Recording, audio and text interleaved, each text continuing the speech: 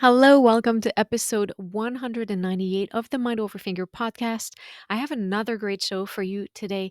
We pick up where we left off last time, and we are creating anything you want. So, in the last episode, we talked about the basics, the foundation of creating anything that you want. We talked about what has been missing in your planning until now. We talked about how to create your why, how to think about what it is that you want, who you are, so that you generate motivation from within. And today we create the blueprint to get to this goal, to get to this dream, to create anything that you want. And I promise you results if you follow this blueprint. Before we get started, don't forget to grab your worksheets for this at tinyurl.com/MTS workshop, or you can go to mindoverfinger.com/resources, and I'm going to have a direct link here below in the comments. And in this workshop, you're going to be able to follow along the exercises to write down your ideas, and you're going to have some resources on how to move forward.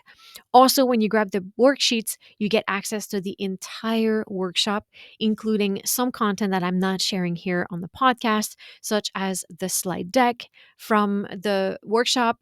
You get access to the Q&A portion of the workshop, and you get access to day 3 where I share a really powerful exercise to help you feel comfortable on stage and show up on stage with absolute confidence. Also, don't forget that the doors to the music mastery experience are now open. If you're looking to grow your career, if you're feeling stuck and you feel like you need something to finally get things moving, finally get where it is that you want to be and create the life that you want, this is the program for you. The Music Mastery Experience is the most comprehensive coaching program for musicians out there. And in it, you will have all of the tools that you need to practice efficiently, to prepare for performance like never before, to operate at your highest level, and all of the tools to feel confident, to have clarity, and to really create anything that you want in the life that you want. So all of the information for the Music Mastery Experience can be found at mindoverfinger.com/MME. And if you sign up for a call before April 30th, you get access to all sorts of great bonuses. And now grab your worksheets, get comfortable, and let's get to creating anything that you want. So great to see so many of you again this morning. We had a great time yesterday. I had a great time yesterday, and I heard from so many of you. Thank you so much for reaching out through DMs and emails about how helpful it was, this training, how much insight it brought to you, and that it was helpful overall. So, my plan is for us to have a lot of fun today as well. Same as yesterday, I hope that you grabbed your worksheet, and I'm going to encourage you to, as we're going, write down everything or anything that comes up for you instinctively. If your intuition is speaking to you, any word that pops up in your mind, write it down, make a record of it. And then I will encourage you after the session, like yesterday, to reflect more on these exercises. One thing I actually tell my clients all the time is that everything is pretty much the last best draft of itself. So if you follow me for a while, we do reverse engineering, we plan, we do all these things, but a plan is only a starting point. So we always change things. We always course correct as we're going. And that's what life is. We constantly experiment. Life is just an ongoing experiment. So we change, we adapt, we modify things. So as you go through this worksheet, as we were going through this workshop today, write down anything that pops up for you and then reflect on it later. And when you come back to it tomorrow, in the next few days, over the next few weeks, it's normal that it will evolve. It's going to be a living, breathing document for you. Totally normal. So let's talk. Let's get started. Today on the agenda, we are going to do a quick review of what we covered yesterday. Then we will create a plan. But if you follow me for a while, you know I talk about reverse engineering. I've talked about planning before, but this is going to be a different kind of plan. We're going to talk about the mindsets that you're going to bring with you forward in the practice room in your life as you prepare for your next performance or any other project that you're tackling. And we're going to talk about what's next for you. I will be talking about the Music Mastery Experience, which is open right now for enrollment. So I will share about that at that moment. And then after that, like yesterday, we're going to have a Q&A session. And I think that was my favorite part yesterday. So this is very exciting. Are you guys ready? Let's go. Let's review a little bit what we did yesterday. So we talked about how relying on things like willpower, rigid discipline, fitting the mold, and outsourcing all information and insight, those things don't work long term. We need all of that. We need to use willpower at time. We need discipline. We need to observe what's been done before. We need to learn from what's been done before. We can even emulate what's been done before. And we need the information and insight from others. But we need to put that through the filter of who we are at the core and align it with our why. We talked about these mindsets: self-compassion, flexibility, curiosity, reflection, authenticity, resilience, and being rooted in self. And those are the qualities that will nurture you in the pursuit of your goals, always. The next performance, any goal you're tackling. It all begins with being. Think about it. There's one thing you are all the time, is yourself. No matter what's happening in your head, no matter what you're feeling, you are yourself all the time. Now, we're not always in tune with ourselves. We're not always tuning into ourselves. And that's what we're aiming to change, is for you to be really in tune and aligned with the self. You want to know who you are. You want to know your why. Why do you want what you want? And why are you going after it? What is it going to bring to you? And know your why not. So the things that stop you in your tracks.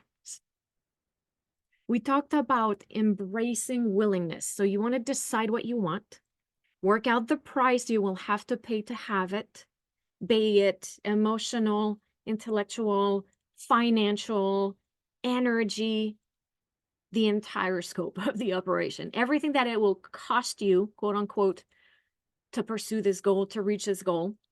Work out the price you're going to have to pay, and then decide if it's worth it to you. Doesn't have to be. If it's not worth it, don't go after it. If it is, then you know exactly what you're in for. And when challenges pop up, you're ready. You're ready to face them. We talked about embracing doubt, how doubt will be part of the journey. Every single day, every decision you make, you'll doubt a little bit. It's when you make it mean that something went wrong that things get complicated. But if you understand that doubt is just part of it, it's not that something went wrong. If you're experiencing doubt, it means that you're probably doing things right. You're doing something. If you're experiencing doubt, it means you're doing something. That's normal. So once you understand that, you embrace that doubt will show up. And when it shows up, you just get curious and grab all of your resources and make a decision. Amazing things happen after that. And then we talked about being the person who creates what you want. All right. So let's talk about what sabotages your progress. Poor planning, right? I think that happens to all of us. Poor thinking and all of the mindset that come with that. Poor execution of the plan, and neglecting basics, which is practicing and conditioning. So yesterday we talked about why those things happen, the things that sabotage the progress in our why nots. And it always has to do with not being connected with our why, the things that we're thinking. Occasionally, yes, life circumstances happen there could be an external event that influences and impacts whatever you're doing, a goal that you're pursuing. But let's say this is not occurring. The things that are going to impact and sabotage your progress usually are poor planning, poor thinking, poor execution of your plan, neglecting the basics, which is mindful practice and solid conditioning, which I talked about in planning for your ideal performance. So, does that sound familiar? Yeah? Well, and that's because it's easy to know what to do, but if it were easy to execute, we would all do it. Knowing what to do, it helps us catch ourselves in action and change things. That's why we're covering all these things. So let's change things and we're going to make some decisions. Don't you love these guys? I think they're so fun. Okay, so let's plan. Your plan. What is your specific goal? What, when, what repertoire, current and needed skills, life context, personal achievements sought, etc., etc. I'm going to elaborate on all of that. So, as you know, we do all of these things, all of the planning from a place of being, from knowing who you are, from knowing your why, from being connected with your bigger purpose, and know how is what we're going to do now. So, issues with planning. They happen when we try to tackle everything at once. We're going to try to avoid that today. So, as we get specific and we identify what is needed, what the issues might be, and we plan for it, we ensure a higher rate of success for anything that you're pursuing. And again, we're talking more specifically about performance preparation in this workshop. But if you extrapolate these notions to anything else that you're pursuing, they still apply. These are life principles. So we're going to get specific. And what I mean by that is we are going to talk about everything, every single detail. And we want to first assess the data. One thing that we don't do a lot of time is we don't face the music, pun not intended. But the data is what will allow you to move forward. You must always get the information that you need in all of the data. Do not put your head in the sand. Do not try to avoid reality, right? Like I said yesterday, what Byron Katie says, which is when you fight reality, you lose, but only every time. Well, you need to know what the reality is. What is your current situation? So get and assess the data before you jump into action. I talked about priming inside the deep practice model. You've heard me. There's a podcast episode about priming. I highly recommend it in preparation for performance. This is your life priming. This is your project priming. We get and assess the data. Where are you now? And what do you need to do to reach your goal? I like this quote by Arthur Ashe. Start where you are, use what you have, do what you can. Secret of life. There we go. So where are you now? And what do you need to reach your goal? Now, I made a list here. It's not exhaustive. It doesn't include everything, but it includes enough to get started. And I'm going to encourage you to grab this worksheet and start writing as I'm talking. I mean, pay attention to what I'm saying, of course, but anything that pops up in your mind. If you have a specific concert coming out, a jury, an audition, a performance, a recital, or any other project, as I'm talking, whatever pops up, start writing it down. What is the status of your current skills? What is it that you're able to do? You're playing. You evaluate your playing, basically. What is the state of your schedule? How busy are you? Any of these things. What is your life circumstance? What are you handling right now in your family life, in your, all of that. Event details. So what is it? Where is it? And in all of the small details. Is it solo? Is it all of that? I don't need to give you a million examples. You know exactly what I'm meaning. All of the logistical details that go around a performance. What, when, where. Then repertoire details. What are you playing? And then we move into the required skills to play this repertoire. And as you look at this list of required skills that you're building, and you go back and assess your current skills, it's going to start to give you an idea of what you need to do in between. Uh, any other logistics that you can think about that I did not mention, and personal achievements sought.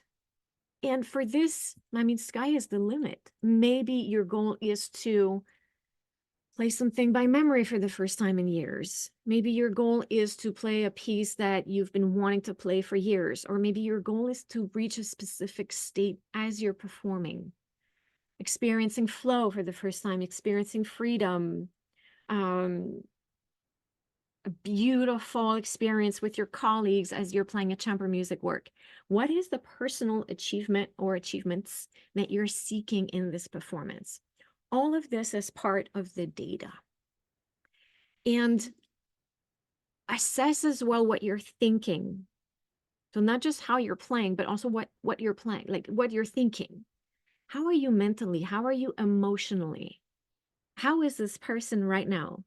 Get all of this data. So understand the current thinking, the patterns that you have, that, have this awareness of what is, and create what you want in the future using this information, this data, right? So, and last thing I want to say about this also is don't avoid data. I think I've mentioned this already. Don't put your head in the sand. It is so easy to do.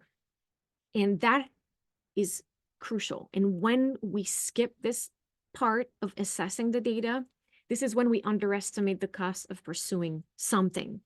And it's a huge progress killer when we're not realistic with where we are. I can give you a really concrete example of one way to avoid the data is if you never record yourself because you say things like, I don't like to hear myself, it makes me feel upset. That is one way that you're refusing to face the data. You've heard me say this countless times in live sessions, on the podcast. Recording yourself is one of the best ways to progress faster. When you don't record yourself because you're afraid, you're not facing the data. Now, when you listen to yourself, you need to do that with compassion and curiosity. There's a mindset that we need to be in when we're listening to ourselves. And if you go back to yesterday's session and you're anchored in your why and you're anchored in your who, listening to yourself is no longer an issue because you're pursuing a goal and you're willing to do what it takes to get there. And parts of that is to listen to yourself, to record yourself so you can assess your playing and know exactly what is. So this is an example of where you might be refusing to face the data, as if you're not recording and listening to yourself. One example. So get the data, get the facts. All businesses do it, right? So let's do, how do you say in English? I'm blinking. I'm having the French expression for it right now. It's not coming to me. Just get the data and face it and assess it. All right. The second thing, and this is so important, separate your short-term goals and your long-term goals. What can you do to be as prepared as you can be for this performance, given where you are right now? And what are you pursuing long-term? This is so important, you guys. One of the biggest mistakes that we make is we're not clear on our expectations. So expectations of long-term versus the long-term needs versus the short-term goals. Someone raising their hand? No, okay. So expectations of long-term abilities, skills versus the needs of the short-term goals. So important. And the problems, they come when you mix your end goal with your short-term objectives. And what I mean by this is that there's an ideal way that you want to play in the end. And sometimes that's not always realistic to reach that for short-term goals. So for example, You're not going to change your sound completely or your vibrato or any significant aspect of your playing for that performance that you have in 6 weeks. It's just not going to happen. What you need to do is adjust your expectations. Expectations can create so many problems in our life. So we need to know what they are and if they are appropriate for the circumstances. Know what your expectations are, know if they're appropriate for the circumstance. This is so important. So work towards a long-term goal with patience, with dedication, and a clear, solid plan. And you establish a short-term goal for that next performance. And remember, this is very important, is each performance leads you to that ultimate performer that you're going to be. But when you keep thinking, I'm just not that performer yet. I'm not Gil Shaham. I'm not Hilary Hahn. I'm not Yu Zhao Wang. I'm not Yo-Yo Ma. That obstructs your thinking. That stops your progress. That keeps you stuck because your expectations are not realistic. They don't match your current needs. And it really prevents you from becoming that performer that you could be ultimately because you're impatient and you're rigid and you lack self-compassion and it's just not realistic. So you sabotage your short-term progress and therefore your long-term ability to become the best player that you can be. That is crucial, crucial, crucial, crucial, crucial step. And when I'm telling you that this is a different way of approaching performance preparation, this is another different way of approaching it. Yesterday was very different, I think, thinking about who you are first and your why and really focusing on this in this way. And now separating this, I'm not saying nobody does it, but I'm saying a lot of us skip that step. So what can you do to be as prepared as you can be for this performance, given where you are now and how much time you have to get ready versus what are you pursuing long term? When you have clarity on both, things are different. So start seeing a much bigger plan for yourself and be much smarter about how you go about it. You want to give a really great performance in 6 weeks? What can you do? What will serve the performer you will be in 6 weeks? And what will serve the performer you'll be in 1 year and 5 years? What will serve the performer that you'll be in 1 year or 5 years is to be really smart about and good and kind to the performer that's now and the performer that will be in 6 weeks. So I would say dream big for the long term and dream realistic for the short term. Now, I gave myself credit for this. I know this quote is used in many other ways by many different people, so I'm not going to claim ownership on the concept, but I want you to walk away with this in your head today. Dream big for the long term and dream realistic for the short term. This is very important. And dreaming big is important.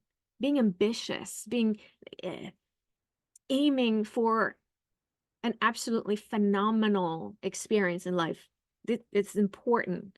But when you're not realistic in the short term, this is when you shoot yourself in the foot and you sabotage your progress because it's overwhelming. It's not something you can accomplish. And what we want to do is make it easy to do right and hard to go wrong. Another one of my favorite Gretchen Rubin quote, make it easy to do well and hard to go wrong by setting realistic goals. So next, let me go back here for a quick second. In your worksheet, I have a table for you. So make a list of the long-term goals and a list of clear objectives for the next performance. And as I just said, set small steps to create a lot of success for yourself, success that you can celebrate and you can feel proud about along the way. And that will boost your motivation. Okay? So start writing down things that pop up for you and then go back and revisit this page and fill it out later today.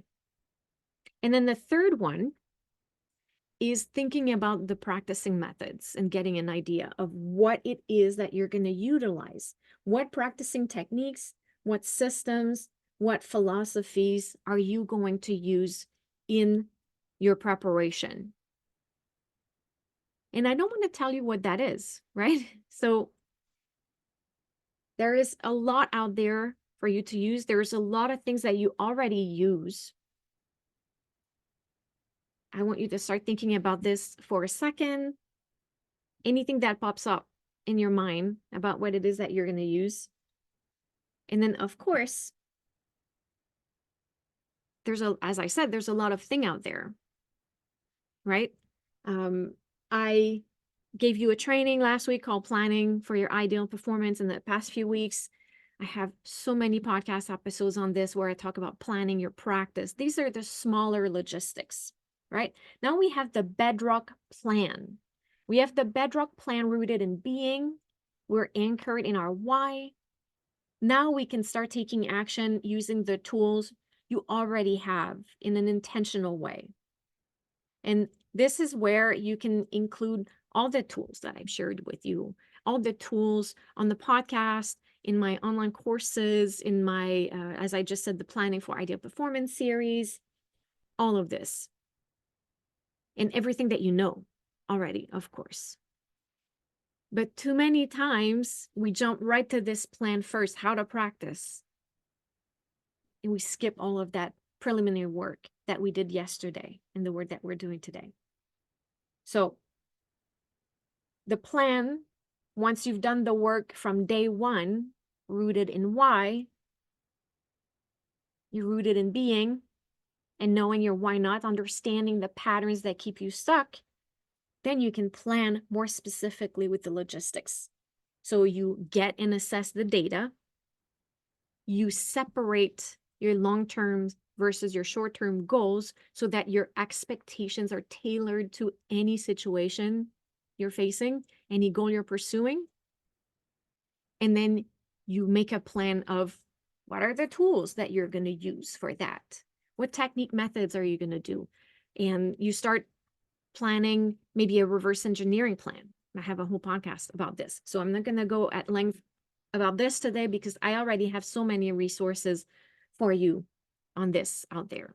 Okay, now let's talk about something very important, which is that being before doing. Who are you being at every step of the way as you take action preparing for this performance? I talked about that a lot yesterday. I cannot talk about it enough. That's the one thing many of us are not doing. So this is important because when you are different, you act differently. And I'm thinking that maybe you're here because you're willing to try something different. And I want to give you a few examples from my life, and maybe examples from your life will pop up as well. I know that as a patient person, the type of work that I do is different than when I'm impatient. If I have clarity as to who I am, my why, short-term goals, long-term goals, I'm assessing the situation, I got the data, I have a big, clear map in front of me of the situation, and I set the intention to go about it in a patient way because I am patient. In the practice room, I face situations calmly. If I feel stuck, I find solutions. I get creative about moving forward versus impatient when I get rigid and tense and the panic can set in and it would just not efficient at all.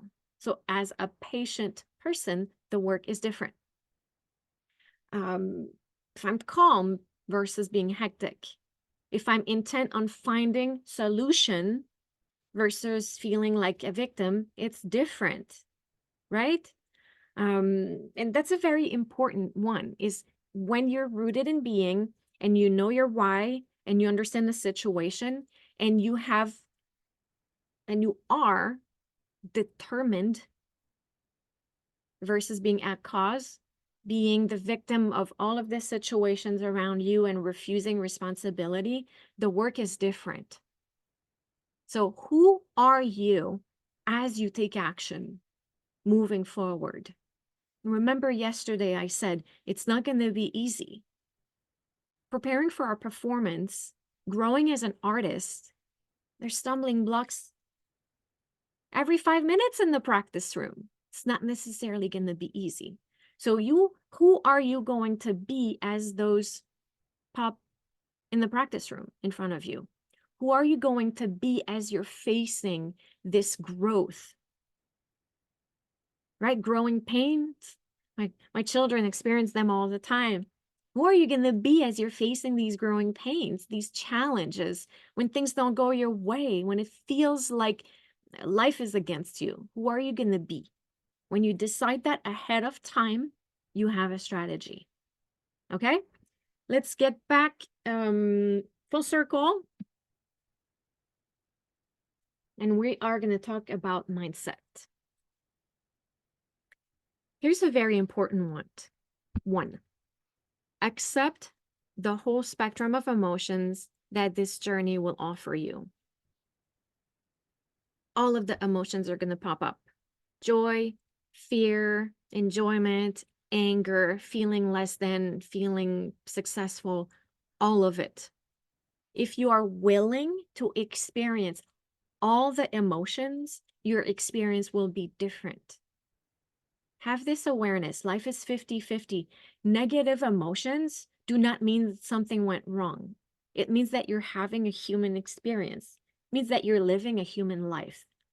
So when these negative emotions pop up, you get curious, you investigate them. You could use the self-coaching model I presented in episode 153.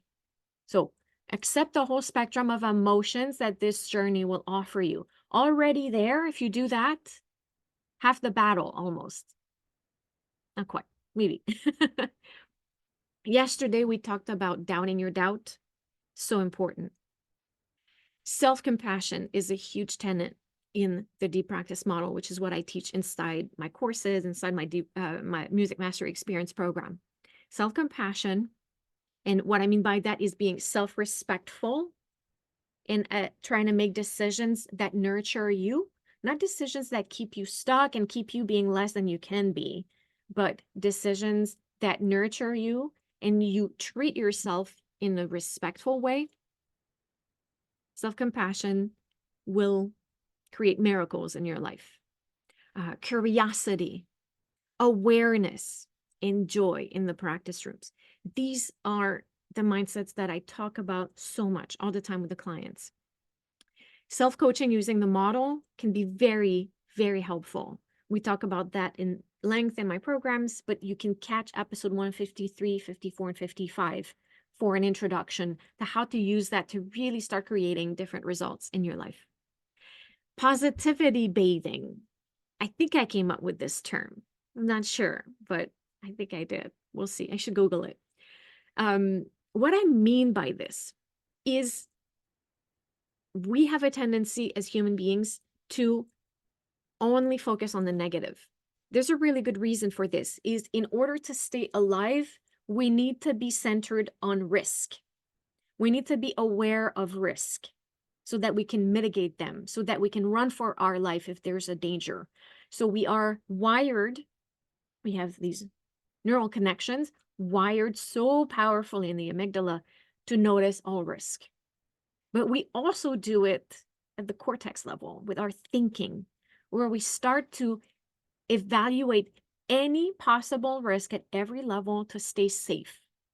As I said yesterday, human beings, they want to seek pleasure, avoid pain, and do that in an efficient way. So at any time, we're trying to see how we can avoid pain and find pleasure. And that makes us focus a lot on the negative. What I want to invite you to do is to give equal time to the positive possibilities. You give a lot of time to all the negative possibilities, everything that could go wrong. What I'm going to ask you is a huge shift, right? A paradigm shift in your approach. Is to give equal time to the positive possibilities. Not saying that risk wouldn't happen. It's good to get the data and assess it. What could be risky here? But do not only look at that. You need right? What you focus on, you bring about. You also need to look at the positive possibilities. What could go well in this thing? Okay. So if you're thinking and believing all of the negative thoughts, I'll use one I hear a lot. I'm not good enough. You're constantly going to find evidence of that. If you pause for a second and you give equal opportunity to the opposite thought, maybe I'm a little bit good. Maybe it's possible I might be good enough. I think you'll find evidence that this is also true, right? I don't belong here. If that's all you think about what you're creating in your life. If you're thinking I don't belong and you feel excluded, the actions you take are different and it creates a certain reality in your life. When you start to try to see, how do I belong? It's possible that I belong. Where's the evidence that I belong? I think you'll find it. So positivity bathing is very powerful for me because, like a human being, I have a tendency to go to the negative first. So when I do what I call positivity bathing, it really allows me to access a lighter part of myself that is more centered on the positive, which fuels my motivation, fuels my enthusiasm, fuels my determination, and it really pulls me forward.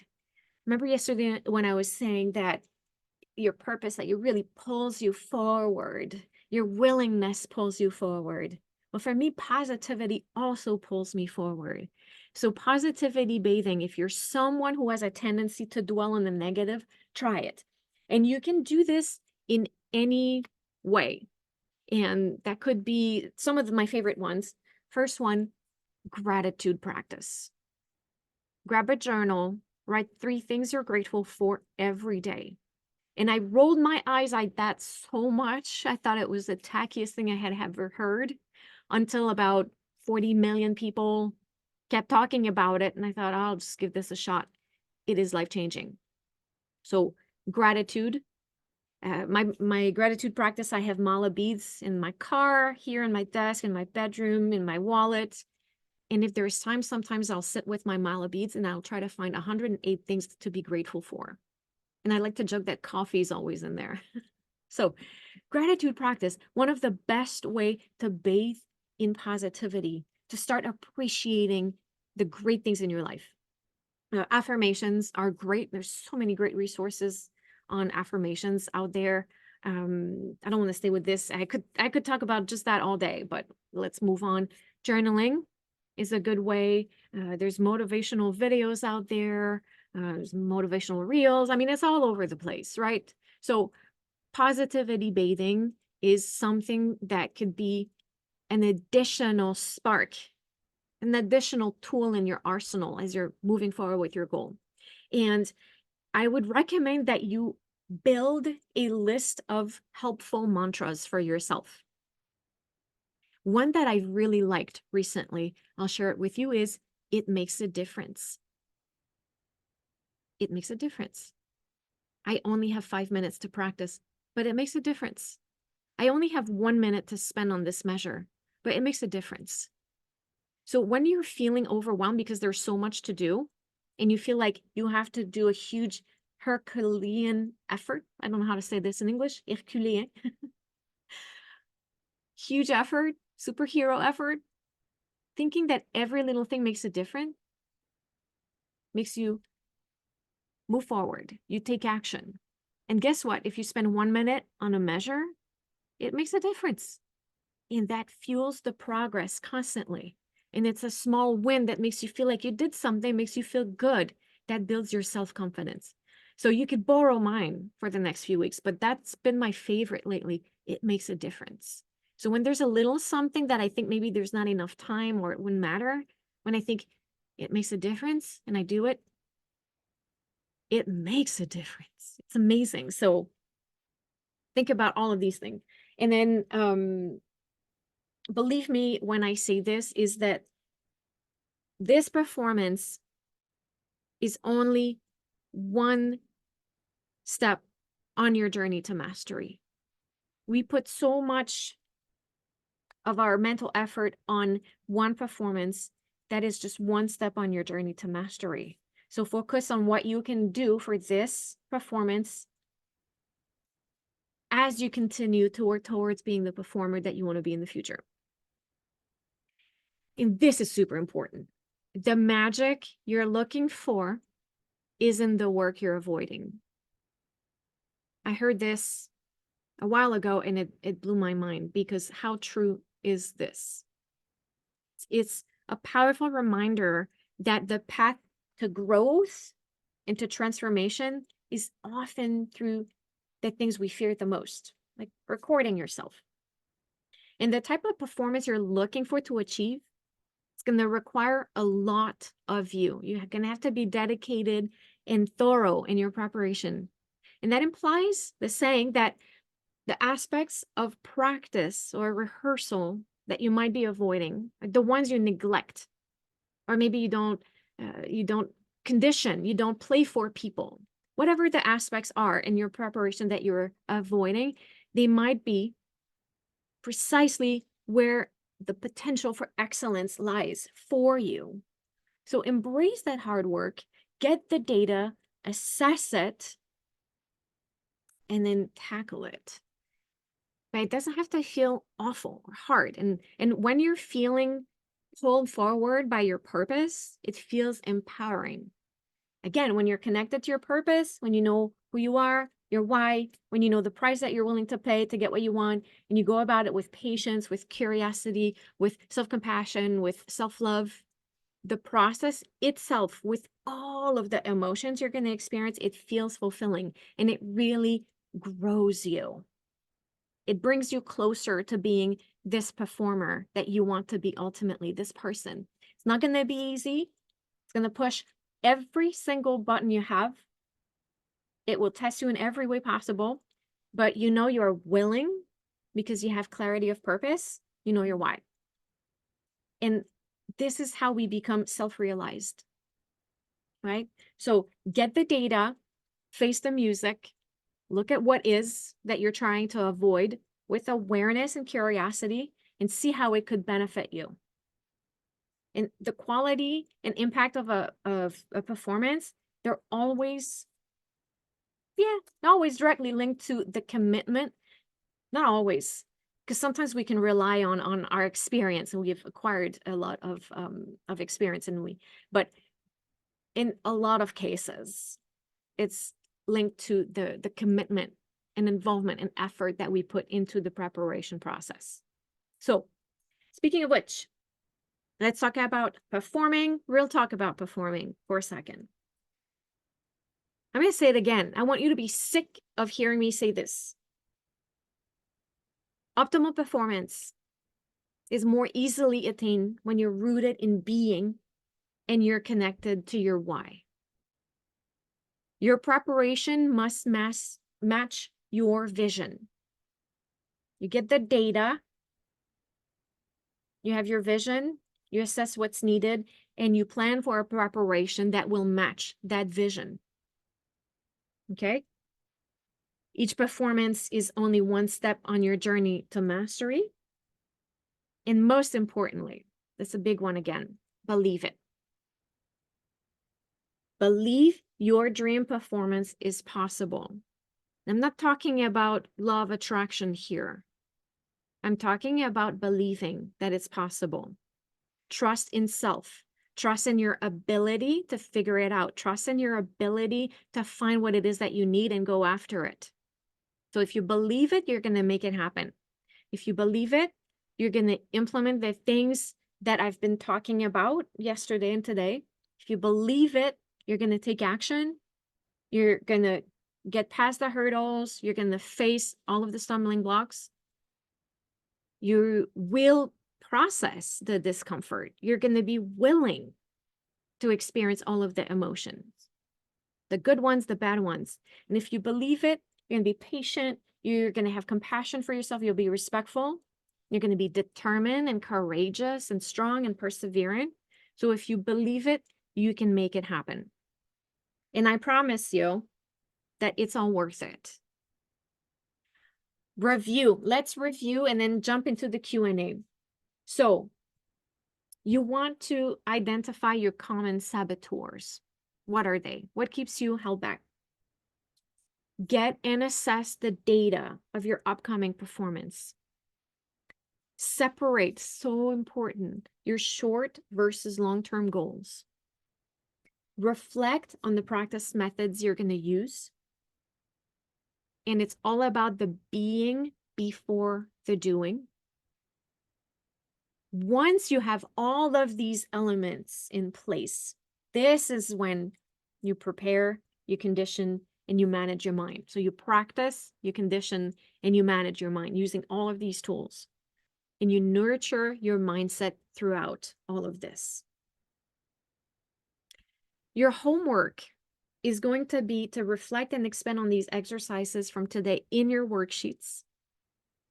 And intentionally pick a specific emotion to embody in your work, then practice with this emotion. I want you to try that today. It's a really fabulous experimentation. And I think that once you try it, you're going to want to try it again. Experiment with various emotions. Be in the being. So, for example, you're practicing and you're wondering, I've been feeling a little self self-conscious lately. I wonder what it would feel like to play while feeling confident. Well, channel this feeling of confidence. You can either draw from a memory, a past experience you felt confidence, and you remember what that felt like, what you were thinking about while you were feeling confident. And remember, we feel a specific way because of what we're thinking. So as you're drawing from this memory, try to remember, what is it that I was thinking that made me feel confident? Why was I able to feel confident? There's something in my mind. It was a sentence in my brain that made me feel confident. And channel this feeling of confidence and play with that for a few minutes. Or freedom. Either freedom from the expectations of others have on you, or the expectations that you have on yourself. If you were just free, you allowed yourself freedom, what would it be like? Or, I don't know, any other emotion that you want to experience. Intentionally pick a specific emotion to embody in your work, then practice with this emotion and tell me what happens. And tomorrow, we're going to visualize your stage sanctuary. This is a really, really powerful technique to condition powerfully for performance. It's really fabulous.